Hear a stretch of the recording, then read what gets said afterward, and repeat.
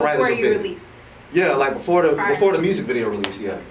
And just like, it's crazy because I know a lot of those writers turned me down because they don't know the name yet. Mm-hmm. But if they would have took the chance to like actually have the conversation with me so I could show them like the resume, Right.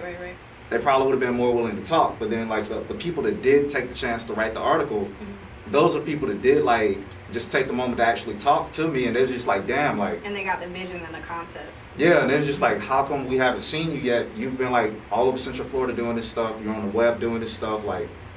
Yeah, so it's easy as an audience to like fall in love with a product. It's Mhm. less inviting to fall in love with the process. You Yeah. know, so like people are less likely to sit down and hear you out on the process that you're trying to convey through visuals. Yeah. So when you do get those people, it goes back into the message that you just said, failure. Like you have to fail and get a whole bunch of no's before you get to those people. Yeah. And so sometimes it's even your own people that tell you no.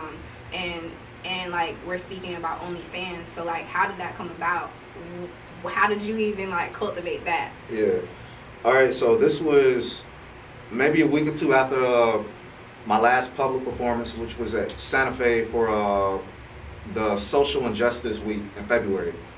And during that whole week, I noticed like every time I kept getting on the internet, whether it be Instagram or Facebook or Twitter, almost every young adult's account that I saw in their bio was either like a Cash App, a Venmo, or like a OnlyFans link. And so like just for that whole week, like I just kept getting this jingle stuck in my head while I was just like, Cash App, Cash App. And then like a month after that, this producer found me on SoundCloud. He goes by the name of Red John. Okay. And he's not even in the United States. This dude is in Portugal. And he found you from Portugal here. Yeah, on SoundCloud. That's lit. And then he reached out to me on Instagram and was just like, hey man, like I'm trying to get out here. I'm gonna give you this beat.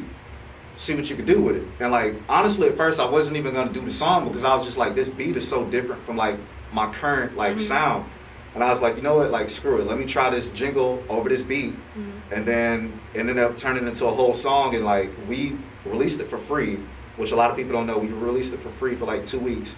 And then it started taking off on TikTok, and that's when we were just like, yo, we need to actually distribute this. Yeah. And then, yeah. So in the financial realm, like you're making money off of this now. And so it's gotten there. It's gotten to that point. Yeah. I remember when it was like scratch, like picking up pennies from the ground. So it's listen, like it's so cool to see you where you're at for real. From my standpoint, I told you that like before this started, but I really do mean that. Extraordinarily proud of you. I know that this OnlyFans stuff is just like, that's like a platform at the beginning. So like, is there anything we can look forward to that's coming next? Yeah, actually the same director that I worked with for the OnlyFans video, John, aka Green Ranger, we have a short horror film coming out this October titled Reaper. Okay. That's all I'm speaking on. Like, that kind of sounds scary. Yeah. Okay, so stay tuned for scary visuals. Yeah. So back to OnlyFans though. How has OnlyFans cultivated an audience for you that has stuck with you? And do you feel like the people that are here right now or are gonna be able to stick with you when you release other things outside of OnlyFans? That's a very good question, because like the new audience that I built is most definitely an adult audience. You know what I mean? Like people that's not afraid to like receive or show like skin, I guess. But literally. Yeah. But I feel like the audience that I built now is kind of like it's like a cycle, because like it's not one of those situations where I just put out a song and people like just like the song. It's a song that people are actually using to help them make money in their hustle. Right. So I feel like as long as they like enjoy making money, they should also enjoy what else I put out, because you know like this first song helped them, and then the next song that I have to follow up is going to be like, okay, now this is just for you to enjoy outside of your hustle. So Right. And that's a valid point to make.